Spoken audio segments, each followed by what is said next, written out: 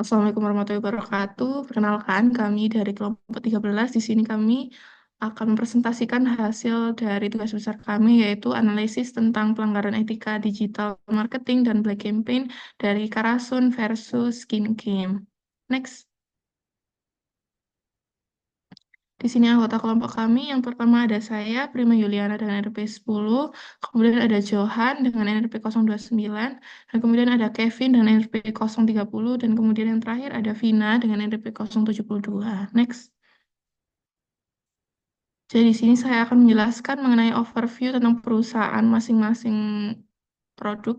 Jadi yang pertama, Karasun sendiri merupakan produk dari PT LF Beauty Manufacturing. Nah, Karasun sendiri merupakan produk dari skincare lokal yang berfokus pada perlindungan kulit dari sinar UV. Nah, beberapa produknya sendiri yang diawali dengan yang pertama itu ada sunscreen, kemudian merambah ke dalam produk kecantikan lainnya seperti cushion, eh, cushion dan lain-lain. Dan kemudian ada Skin Game. Jadi Skin Game ini merupakan brand kecantikan yang didirikan pada tahun 2020 oleh Michelle Ham. Nah, fokus utama Skin Game sendiri awalnya awalnya merupakan produk perawatan untuk kulit sensitif dan kulit oily. Kemudian karena termasuk berbagai jenis macam kulit, kulit type-nya sendiri, kemudian karena merambah produknya itu bagus, yang diawali dengan moisturizer, kemudian akhirnya merambah ke dalam skincare sunscreen, yang akhirnya jadi permasalahan awal mula Black Campaign ini. Next.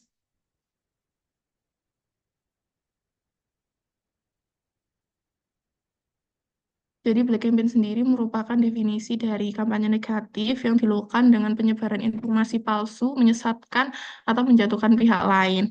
Nah, bias isu black campaign yang dilakukan Karasun sendiri berawal pada tahun 2022, yang dimana Karasun itu uh, menyuruh buzzer untuk komentar negatif tentang produk dari Skin Game itu sendiri. Pada saat itu, Skin Game sedang mengupload tentang produk sunscreennya dan keunggulan produk sunscreennya kemudian dibalas oleh buzzer-buzzer dari Karasun sendiri mengkomentar kalau produk Karasun lebih bagus.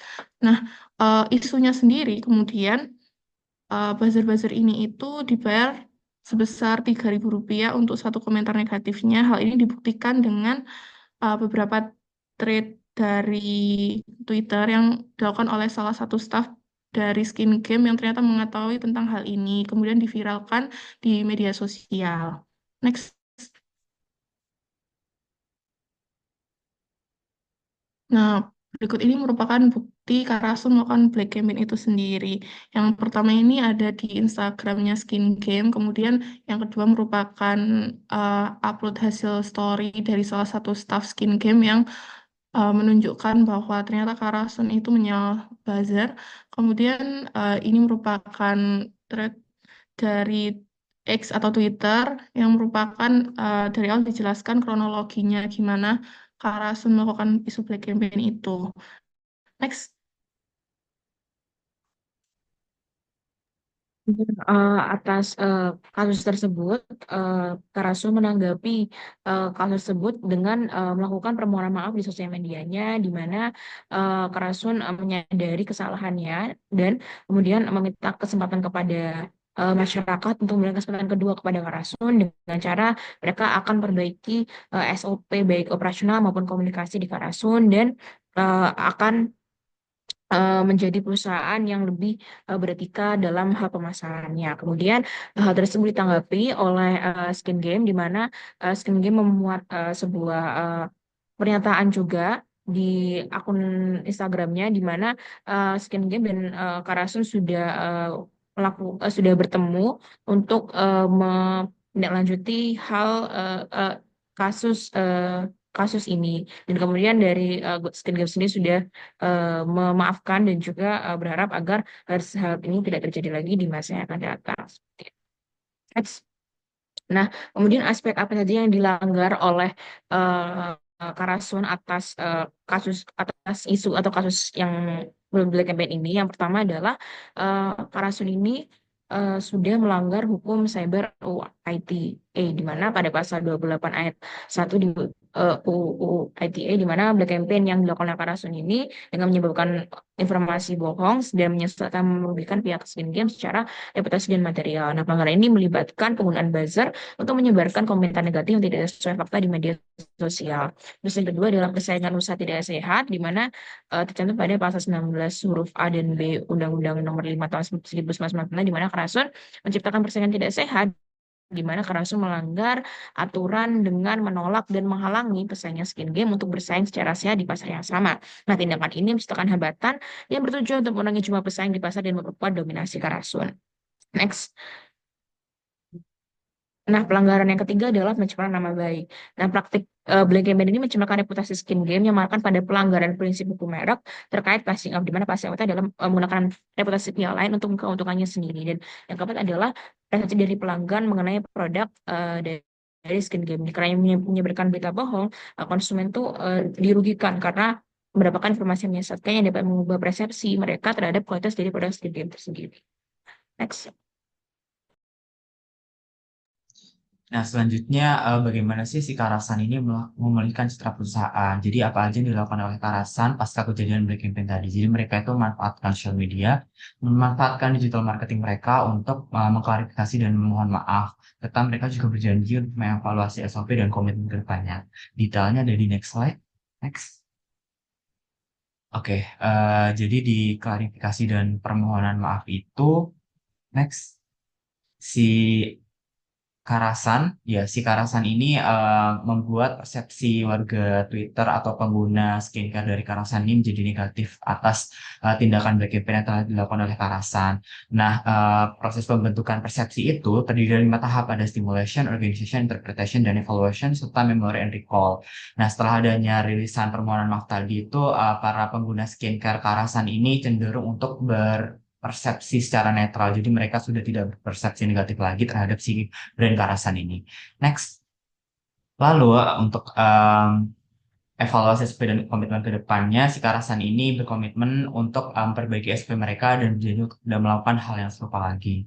Next. Nah, berikutnya kita akan membahas tentang 5 hal yang dapat kita pelajari dari kasus Karason versus Ken Game, sekaligus untuk mengantisipasi hal ini kembali terjadi di masa depan. Nah, 5 poin tersebut antara lain adalah etika bisnis, kekuatan media sosial, transparansi dan klarifikasi, kepatuhan terhadap UU ITE, serta pentingnya citra dan nama baik suatu brand. Next lagi. Nah, yang pertama kita bakal ngebahas soal etika bisnis. Kenapa kok etika bisnis ini jadi pelajaran yang penting banget? Karena data nunjukin bahwasanya 59% konsumen tuh berhenti membeli produk dari sebuah brand yang mereka anggap tuh tidak jujur atau tidak etis. Nah, Black Campaign ini merupakan salah satu implikasi yang buruk terhadap pelanggaran etika bisnis. Nah, contoh nyata lainnya itu ada dari kasusnya Perrier tahun 1990, di mana kampanye negatif tentang kontaminasi bensinnya dalam produk mereka itu menyebabkan penurunan penjualan hingga 50% di pasar Amerika Serikat dalam waktu singkat. Dan nggak berhenti sampai di TK bisnis, kita juga bakal ngebahas pelajaran berikutnya yaitu tentang kekuatan media sosial. Nah, seberapa kuat sih kekuatan media sosial ini?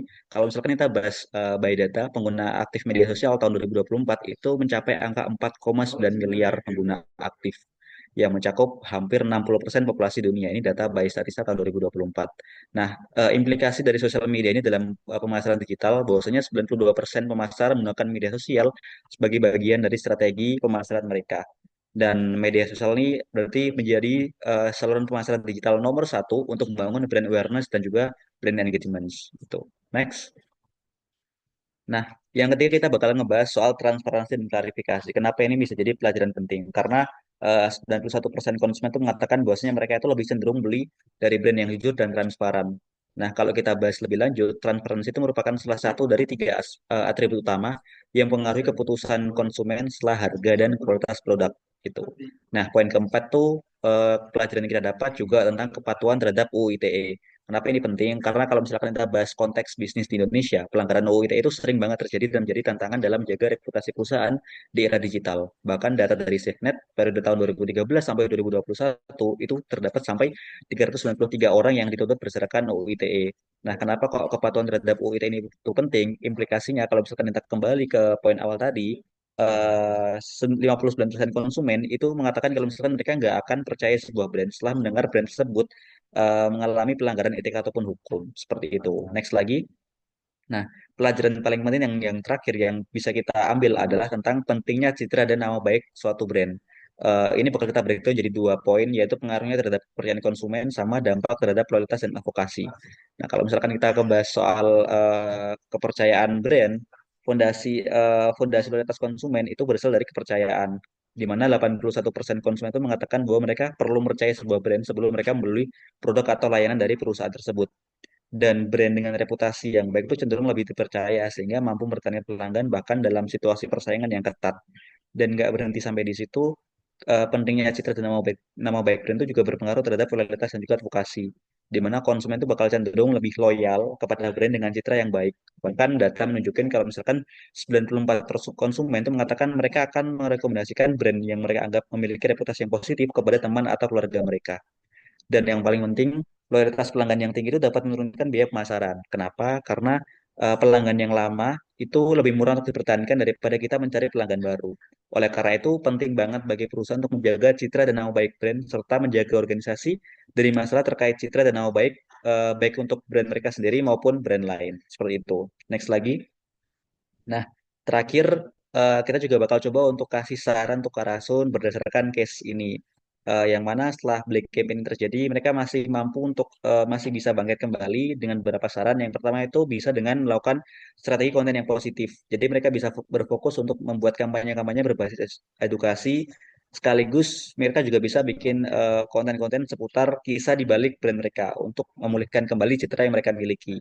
Mereka juga bisa berkolaborasi dengan influencer ataupun KOL, di mana kuncinya mereka harus memilih KOL yang kredibel dan tepat, sekaligus membuat kampanye ulasan yang jujur berdasarkan produk aktual mereka. Berikutnya mereka juga bisa melakukan optimalisasi media sosial, yang balik lagi ini fokusnya untuk membangun engagement yang positif. Dan mereka juga bisa fokus pada review pelanggan, di mana kalau misalkan kita fokus pada review pelanggan, objektifnya ada dua, antara mendorong testimoni positif ataupun kita menindaklanjuti ulasan-ulasan negatif yang lahir dari konsumen.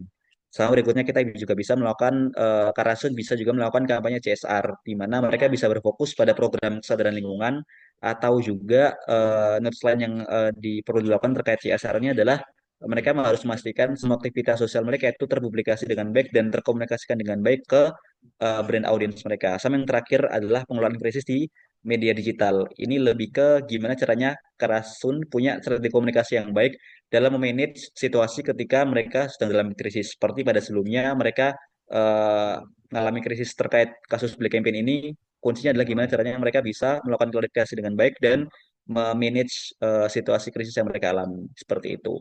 Next. Nah, berikut merupakan presentasi kelompok kami. Kurang lebihnya mohon maaf. Wassalamualaikum warahmatullahi wabarakatuh.